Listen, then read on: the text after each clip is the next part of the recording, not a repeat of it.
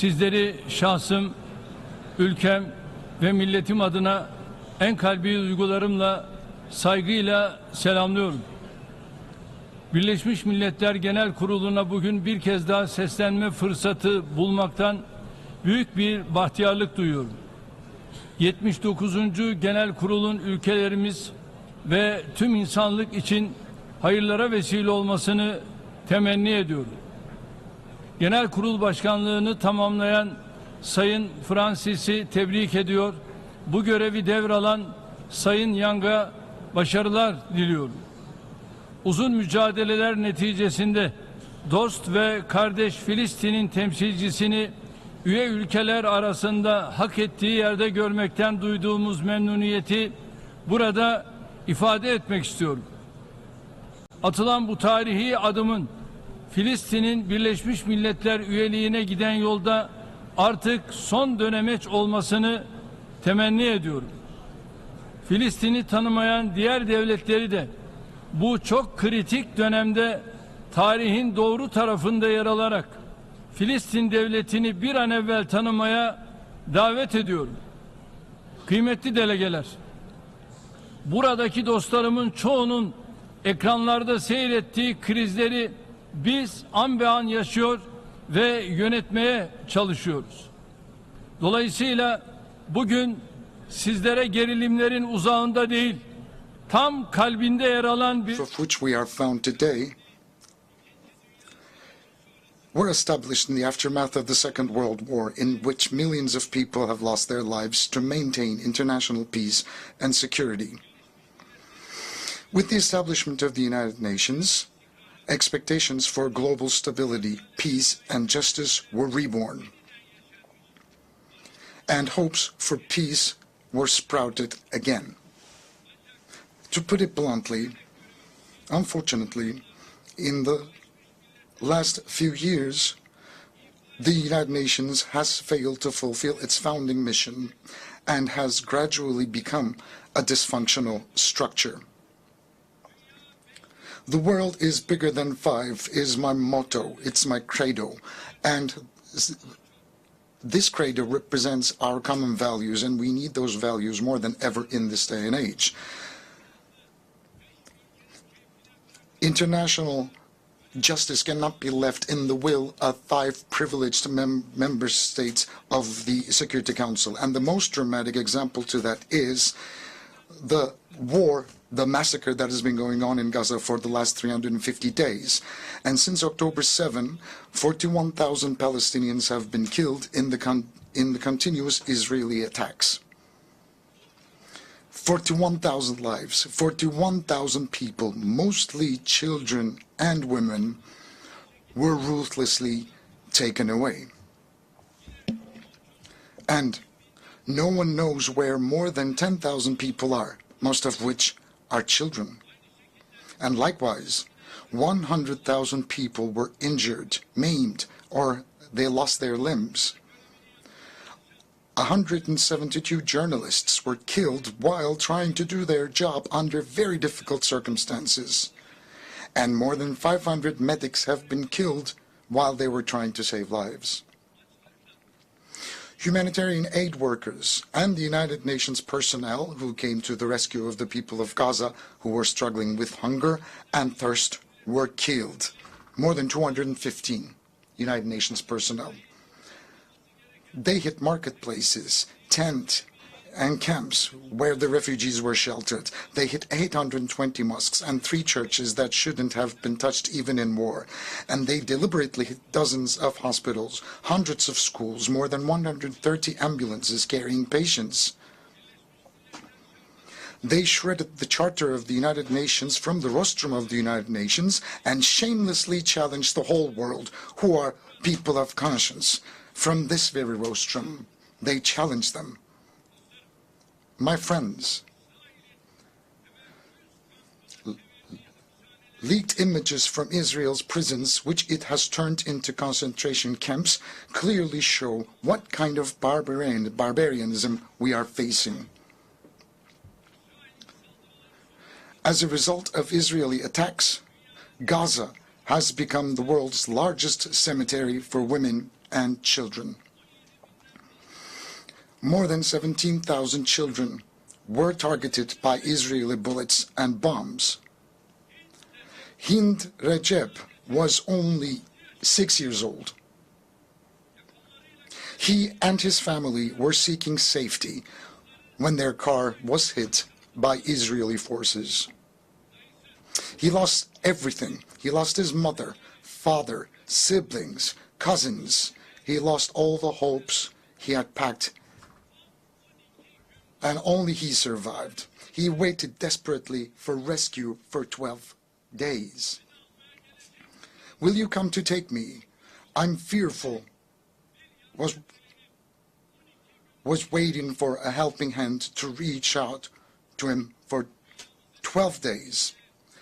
Despite the level of our world has reached, despite the technology at our disposal, despite our organizations with huge budgets employing tens of thousands of personnel, as a human family of 8 billion inhabitants, we haven't yet managed to rescue a 6-year-old girl,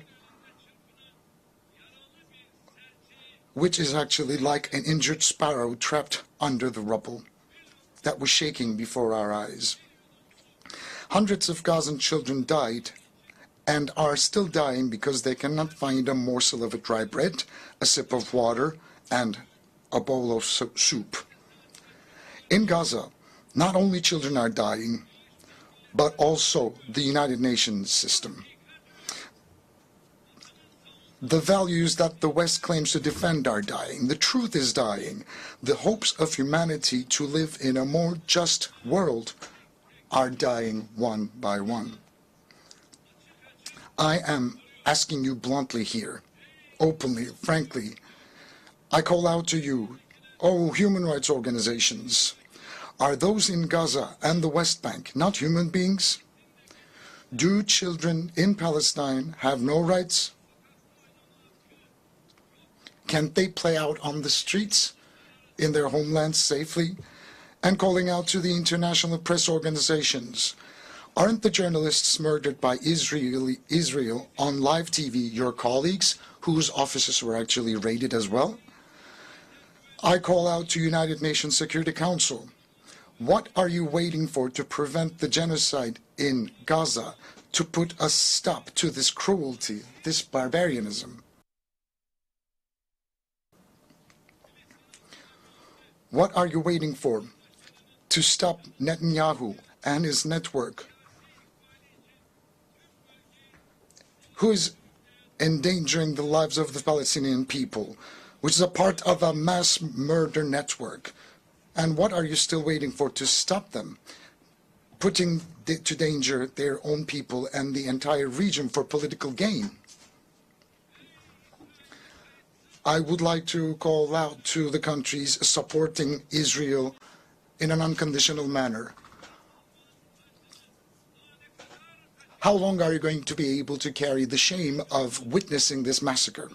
Dear friends, while children are dying in Gaza, in Ramallah, in Lebanon, while babies are dying in incubators, unfortunately, the international community has given a very bad test and failed in a big way. What's happening in Palestine, look, is a sign of a great moral collapse.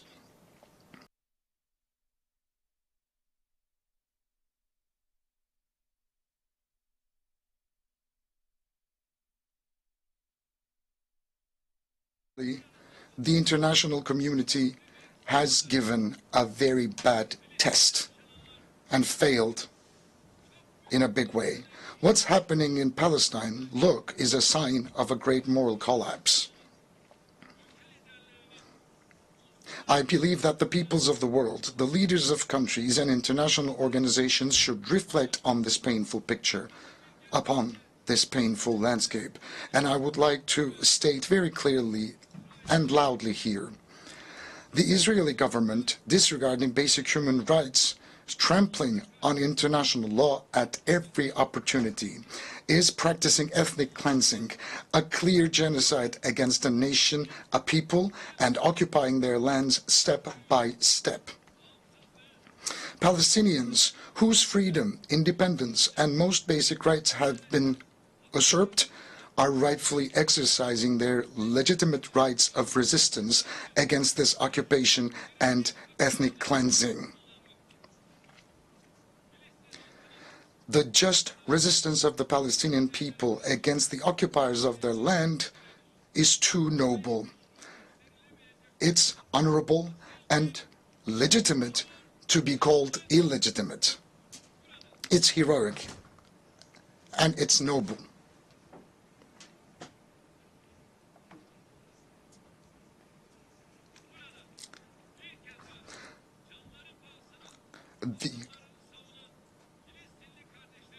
The only reason for Israel's aggression against the Palestinian people is the unconditional support of a group of countries. And I would like to wave at my brothers and sisters at the legitimate resistance in Palestine. As I've said before, the support of a group of countries for Israel is the reason why this aggression is still going on. Countries that have a say over Israel are openly complicit in this massacre, with a policy of run for the hare and catch the hound. Those who are supposedly working for a ceasefire in front of the stage continue to send arms and ammunition to Israel so that it can continue its massacres in the background. This inconsistency and this is insincerity. Look, there's a paper that has been going around back and forth since May. Hamas has repeatedly declared its acceptance of the ceasefire offer. But the Israeli government has made it very clear that this is the party that doesn't want peace by constantly dragging its feet, making a settlement of the dispute much more difficult, almost impossible, constantly finding an excuse and sneakily killing its negotiating partner at a time when it was closest to a ceasefire. Israel's stalling and deception should not be given any more credit. In the absence of the implementation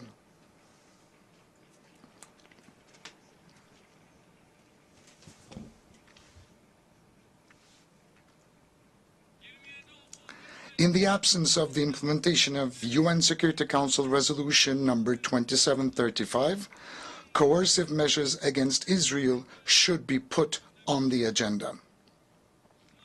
Israel's behavior has once again demonstrated that it is imperative for the international community to develop a protection mechanism for Palestinian civilians.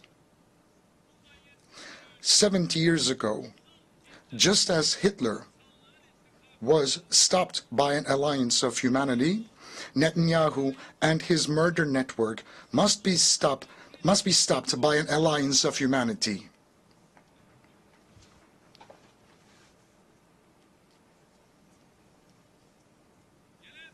We believe that the General Assembly's authority to recommend the use of force, as in the 1950 Resolution on Unity for Peace, should be considered in this process during this time.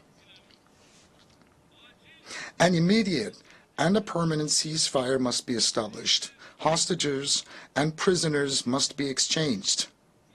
And humanitarian aid must be delivered to Gaza unhindered and uninterrupted.